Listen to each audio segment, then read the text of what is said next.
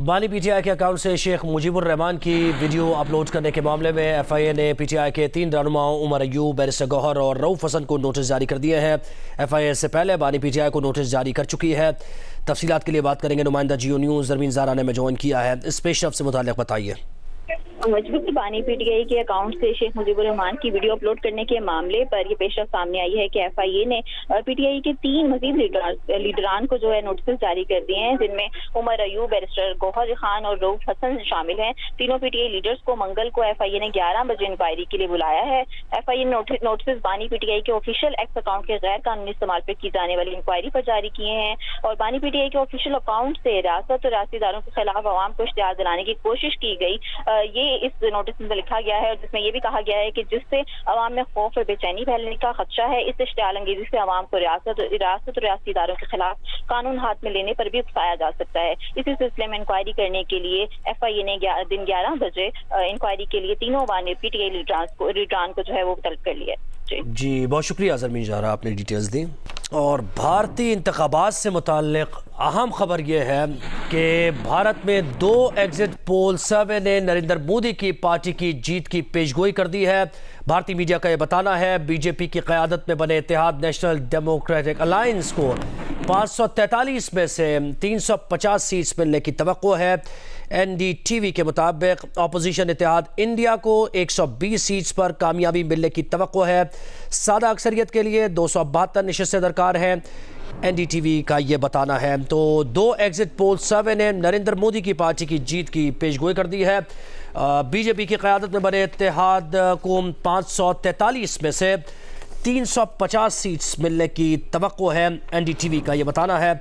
Opposition इत्तेहाद India को 120 seats पर कामयाबी मिलने की तवक्को है। और एक्सेस माई इंडिया के एग्जिट पोल के मुताबिक कर्नाटक में बीजेपी मुखालिफ सियासी इत्तेहाद इंडिया को 25 में से 23 सीट्स मिलने का इम्कान है। वेबसाइट्स के मुताबिक इंतखाबी नताइज की दुरुस्ती से मुताल्लिक़ उनका ट्रैक रिकॉर्ड 94% तक है। तो अब ये एग्जिट पोल्स के जो नताइज हैं वो आना शुरू हो गए हैं। ये जब लोग पोलिंग डे पर जब वोट डाल के निकलते हैं तो उनसे एक सर्वे किया जाता है, उनसे पूछा जाता है 10 लोगों से 20 लोगों से, जिसमें से 2, 3, 4 लोगों के फीडबैक आते हैं। वो बताते हैं कि किस जमात को उन्होंने वोट डाला है, लेकिन उस वक्त वो डिस्क्लोज़ नहीं किया जाता। इलेक्शन कमीशन जो वहाँ का मौजूद है उसके क़वाइद और ज़वाबित के मुताबिक ये जो एग्जिट पोल्स होते हैं, तो इसमें जब मरहला मुकम्मल हो जाता है सारा, यानी 7 मराइल मुकम्मल हो गए हैं, 4 जून को रिजल्ट आना है, तो इसके बाद सारे मरहले मुकम्मल होने के बाद एग्जिट पोल्स जो हैं अपने नताइज जो उनके मुताबिक जीत रहा होता है वो बताते। तो इस तरीके से भारत में इंतखाबात का ये सिलसिला आगे बढ़ता है। कांग्रेस की क़यादत में बने इत्तेहाद यूडीएफ को केरला में बरतरी हासिल हो गई है। न्यूज़ 18 सर्वे के मुताबिक जनूबी रियासत केरला में कांग्रेसी इत्तेहाद को 20 में से 18 तक सीट्स मिल सकती हैं। बीजेपी के इत्तेहाद एनडीए को केरला में 1 या ज़्यादा से ज़्यादा 3 सीट्स मिल सकती हैं। न्यूज़ 18 सर्वे के मुताबिक 1 सीट मिलने की सूरत में भी ये पहला मौका होगा कि बीजेपी को केरला में कोई कामयाबी मिले। वफाकी हुकूमत ने पीटीआई को एक बार फिर मुज़ाकरात की दावत दे दी है और तनाव कम करने के लिए ट्वीट्स पर नज़रसानी का मशवरा भी दिया है। वफाकी वज़ीर मुसद्दिक़ मलिक ने कहा कि सियासी इस्तेहकाम और आम आदमी की हालत इस पर बात करना बेहतर होगा। मुसद्दिक़ मलिक ने कहा कि वो गद्दार की बात नहीं करते, मगर तनाव कम करने के लिए कम से कम ट्वीट्स पर ही नज़रसानी कर लें। जिस चीज़ को हम सियासी इस्तेहकाम कहते हैं उसके लिए सियासत है ना, सियासत के लिए तो डायलॉग है। आप बात करेंगे तो मसलों का हल गरीब आदमी की ज़िंदगी का निकलेगा। तो हम कहते हैं बात करें, वो कहते हैं आपसे नहीं करेंगे। तो हम कहते हैं किनसे करेंगे, तो कहते हैं उनसे करेंगे। हम कहते हैं वो कौन है, कहते हैं कब्र तक जिनका पीछा करेंगे। यार क्या बात कर रहे हो? कब्र तक उनका पीछा करना है या उनसे बात करनी है, या हमसे बात करनी है, या किससे बात करनी? दीवार से बात करनी है। आप जो देख रहे हैं उनको पता है ये किनसे बात करना चाहते हैं। अमेरिका से बात करना चाहते हैं, उसको कहते हैं इसने साजिश की। फिर वहां पे जाके हायर कर लेते हैं लॉबिस्ट। कभी डोनाल्ड लू की तारीफ करते हैं, कभी उसके खिलाफ गुफ्तगू के फरमाते हैं। आप किससे बात करना चाहते हैं? आप उनसे बात करना चाहते हैं, आप एस्टेब्लिशमेंट से बात करना चाहते हैं, कहते हैं मैं कब्र तक जाऊंगा। अभी ये जो कैंपेन चलाई है, ये क्या कैंपेन है भाई? तो जो कानून है, जो आइन है, उसके मुताबिक सब इन्वेस्टिगेट होनी चाहिए। कोई हम गद्दार वद्दार किसी को नहीं कहते, लेकिन खुदारा जाके अपने ट्विटर अकाउंट रिवाइज करें। जो आपने कैंपेन्स चलाई हैं, जो आप अभी थोड़ी देर पहले आपने चलाया है या खान वाला, तो चलें बगावत को छोड़ें, मगर थोड़ा तनाव में तो कमी करें। कोई ज़बान, कोई गुफ्तार, कोई ट्वीट, कम से कम टीवी पे आके कह दें हमारा इससे कोई ताल्लुक नहीं।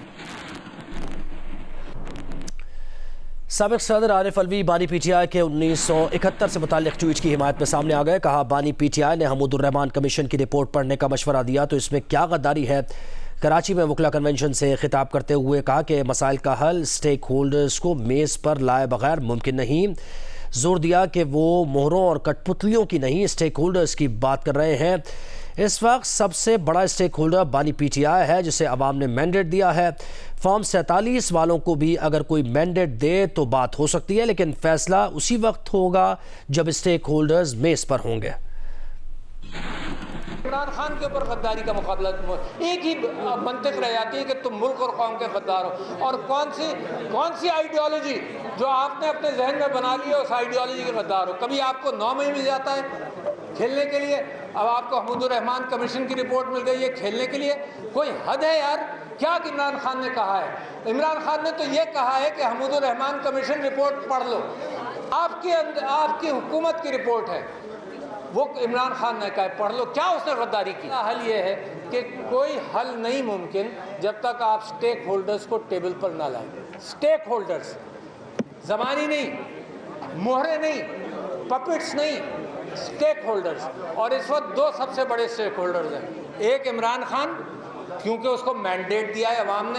ये फॉर्म 47 वाला मैंडेट नहीं है, मगर इनको भी अगर कोई लोग मैंडेट दे दें कि भाई जो तुम करोगे बात उसके ऊपर हम भी खड़े रहेंगे, तो वो भी बात कर सकते हैं। मगर स्टेक होल्डर्स टेबल पर नहीं हो तो फैसला नहीं होगा। नेपरा की जानिब से सेमाई टैरिफ एडजस्टमेंट पर वफाकी वज़ीर पावर डिवीज़न अवैस लगारी ने बयान दिया है। तीसरी सेमाई एडजस्टमेंट जून, जुलाई और अगस्त के महीनों में लगेगी। जून में एडजस्टमेंट 1.90 रुपये, जुलाई और अगस्त में 93 पैसे होगी। दूसरी सेमाई की एडजस्टमेंट 2.75 रुपये थी, जो जून के महीनों में वसूल होगी। जून में सेमाई एडजस्टमेंट की मद में कुल 4.65 रुपये फ़ी यूनिट इजाफी वसूल किए जाएंगे। जुलाई अगस्त में सेमाई एडजस्टमेंट 4.65 रुपये से कम होकर 93 पैसे रह जाएगी।